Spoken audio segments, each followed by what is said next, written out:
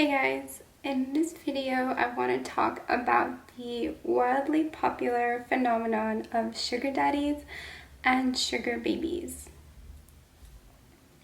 So I live in Los Angeles, which is the sugar relationship capital of the world. It is a very common thing to come across sugar relationships.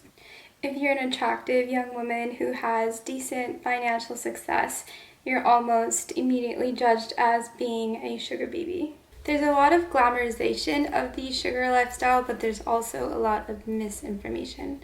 Not every relationship is necessarily sexual. A lot of the most successful sugar relationships I've seen have completely no sex involved, but rather just companionship, or just men who want to be around a beautiful woman, take her out on dates and things like that, be seen with her.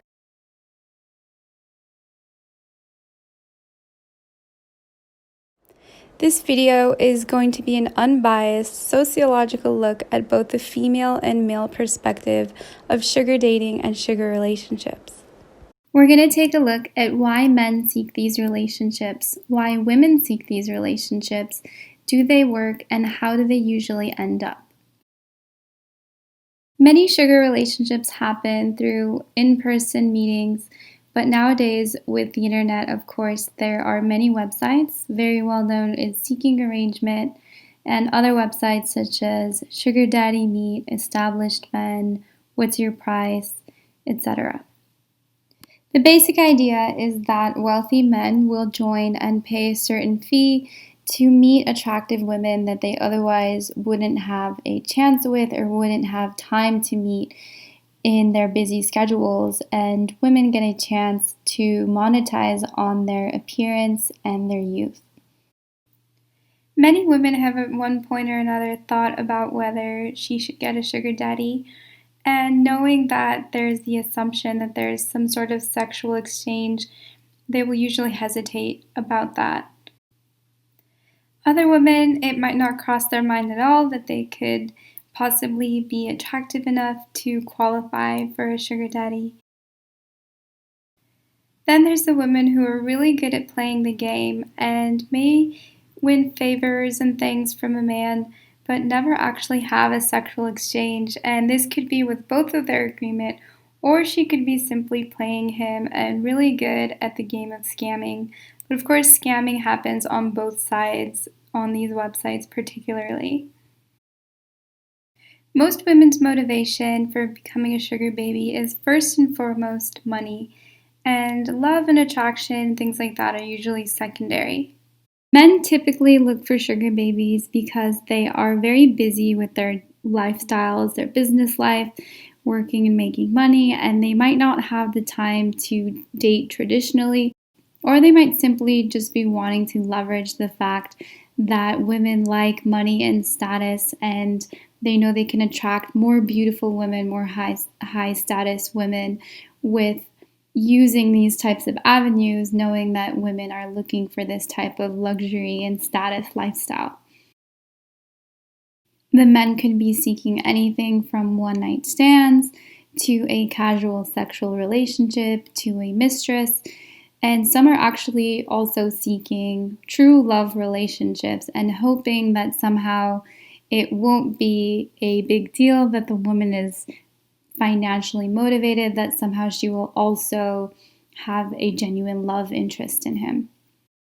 When we take a deeper look at women's motivations for becoming sugar babies and we take a look at statistics of sugar baby spending, we actually see that while a lot of the spending is driven by cosmetic and fun sort of needs, there's also a large need for basically meeting one's basic expenses, and this kind of points to the larger issue at hand, in which one questions whether there are in fact enough economic opportunities for women, or whether these women are seeing themselves as being capable to be financially successful in the same way, or whether they simply feel the need to rely on this old generational model in which this patriarchal structure of men controlling the resources and women sort of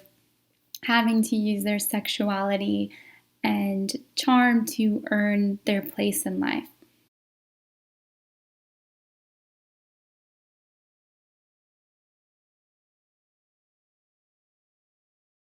What do you think about the sugar daddy, sugar baby relationship? What do you think the relationship is like? I have no clue. I don't really know. I guess hopefully it will just be a business relationship, but I honestly really don't know. That's crazy. I didn't even know this was happening. Yes, I Do do. you know anyone who has a sugar daddy? One of my girlfriends did have a sugar daddy over the summer. She doesn't have one anymore. And how did it work out for the two of them? It was good. She got some bills paid, got some money to go shopping, and he got what he wanted, so I guess it worked out. Things like that they don't really surprise you as much so, especially just because we're in the city, that kind of thing. A lot of students I know that go here are on loans and stuff, and when you're in that kind of, you really want, to pursue your education, because you know that if you don't, you're not going to get a job in this economy. You're kind of desperate, and you're kind of like, well, you know what, if someone's willing to pay for it, if I have to give up some of my time and favors and things like that, then it's worth it for some people. I agree with her. Sex, I wouldn't have sex for that. No, I wouldn't either. I agree with her. I might have somebody pay for my tuition. I work, so hey, that would help. Right. I'm just saying. I agree with that, as long as it's nothing like sexual favors. But yeah. I'm all for, pro women and establishing themselves and not needing a man to, help you. So. Okay, so what do you think in a relationship between sugar daddy and sugar baby entails? So, I think, more than is posted on the website. They say companionship, but I think there might be a little bit of physical relationships going on from it too. And there's some men who legitimately just want to spend time with a pretty young thing. So yeah. Ultimately, it's everybody's free choice what they do in their personal life, and everyone should respect other people's free will and simply pay attention to your own lifestyle and not be triggered by what other people do. For women, it's important to just be aware of what sort of arrangement you might be getting into and make sure that you're not doing anything that goes against your own personal values or that you may regret doing later on. And ultimately to remember that it's your own personal choice and not to carry any shame or guilt from society if what you are doing is in alignment with what makes you feel good. Ultimately, it's probably best to meet with people and have a genuine attraction, liking for the person that you are with, because it may not be very fulfilling in the long run if there is only financial motivation. But again, that is a personal choice, and no one has any right really to tell you to do otherwise from what you do, especially if you're not intentionally harming anyone. Some words of caution are that a lot of the times women do end up glamorizing the whole idea, but end up going more down a route of basically pay for sex or escorting, which there's no shame or judgment on that, but it may be ultimately harmful to the spirit if it becomes a habit or an ingrained sort of activity where you are not really honoring your body or your energy and doing things simply because of the comfort and the addiction to that high status lifestyle. If you're already in a sugar lifestyle and you want to get out, it's important to educate yourself and to know how to save and use your money and invest and plan for your next moves, and know that it's always possible to start your life new and to move on from your past. For all women watching, it's important to remember that the universe is abundant and there are a lot of wealthy and attractive men who you can have a genuine connection with, in which it wouldn't really be a sugar relationship, but kind of a true love connection where your needs are being met and there is no shame or expectation or strings attached, but rather a natural connection. Now, I know a lot of guys watching this are horrified and thinking, oh my god, are all women just covert prostitutes? And where will I find a woman that likes me for me? And the truth is that every woman is different, every woman is dynamic and as unique as a fingerprint.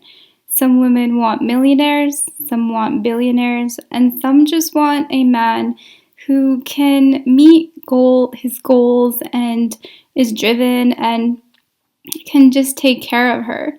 So every woman's different, and there's no reason to be bitter or to go join MGTOW and complain about feminism and how all women are awful. All you really need to do is be honest with yourself and make sure that you're not projecting your own embarrassment or failure on women's needs. And make sure that you are attracted to a woman that's attracted to you and who chooses you for yourself. And there's plenty of women out there like that.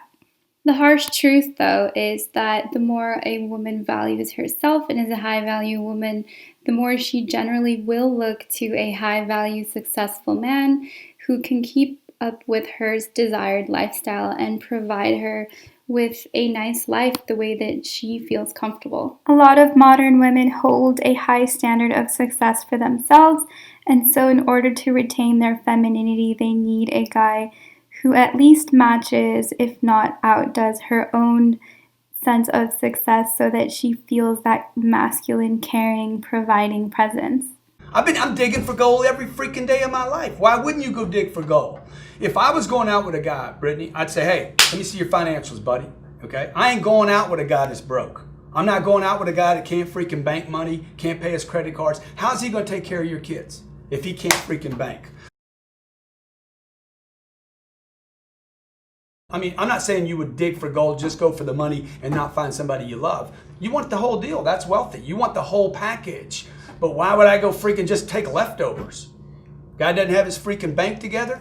Come on, man. How you going to take care of me?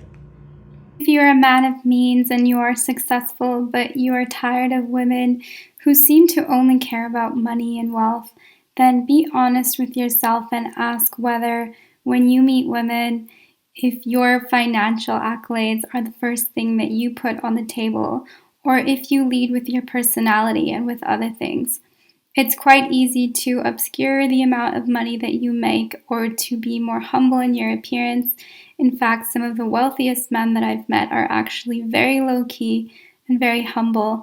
So make sure that it isn't your own insecurity in which you feel that you have to present your social proof in order for a woman to genuinely care for you, and learn to value that you do have value and a woman can like you for your true self.